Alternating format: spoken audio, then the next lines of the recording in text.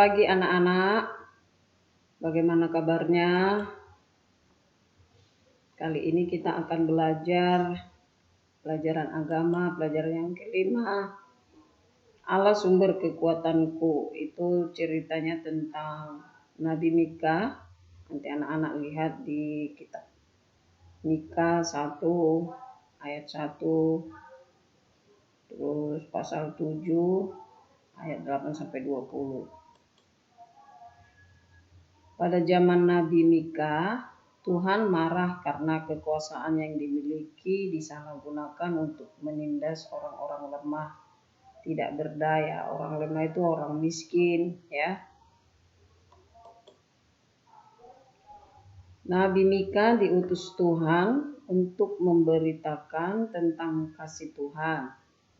Tuhan marah kepada bangsa Israel, tapi juga menyelamatkan. Mika singkatan dari Mikaya yang berarti siapakah? Seperti Yahweh.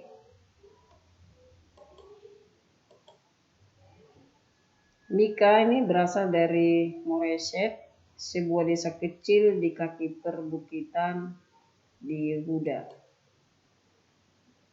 Mika adalah nabi yang dekat dengan rakyat yang menderita. Mika hidup pada zaman Yotam, Ahaz, dan Hizkia, raja-raja di Yehuda. Mika menentang ketidakadilan, korupsi, dan penindasan di Yehuda dan Yerusalem. Para pemimpin memperkaya diri sendiri, sedangkan rakyat biasa dan orang miskin menjadi korban keserakahan mereka. Para penguasa memanfaatkan wibawa dan kekuasaannya untuk merampok dan memojokkan orang miskin.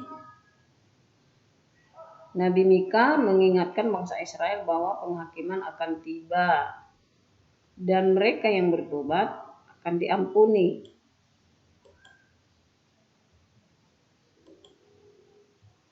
Dalam kitab Mika pasal 7 ayat 7 sampai 10 itu Mika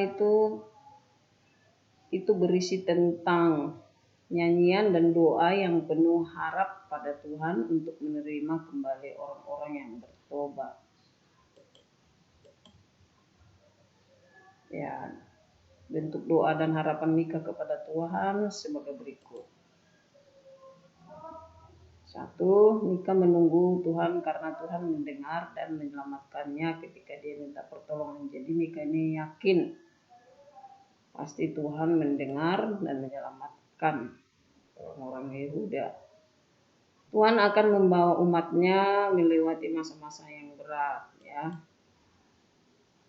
Yang ketiga, Israel harus bersabar dalam penghukuman karena Allah akan membawa mereka melewati masa-masa gelap. Musuh-musuh mereka akan dihukum.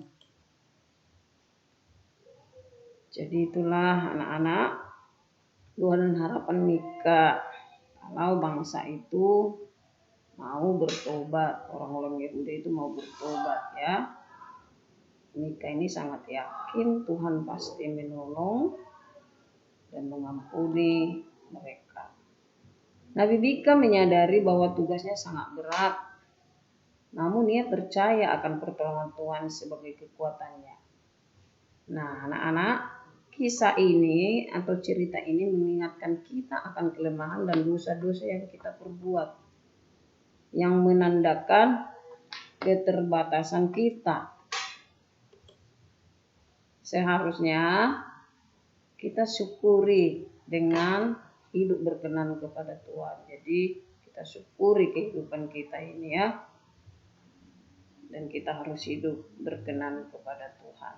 Nah, ini anak-anak materi pelajaran kelima tentang Nabi Mika, ya. Nabi Mika ini adalah nabi yang diutus oleh Tuhan untuk menyampaikan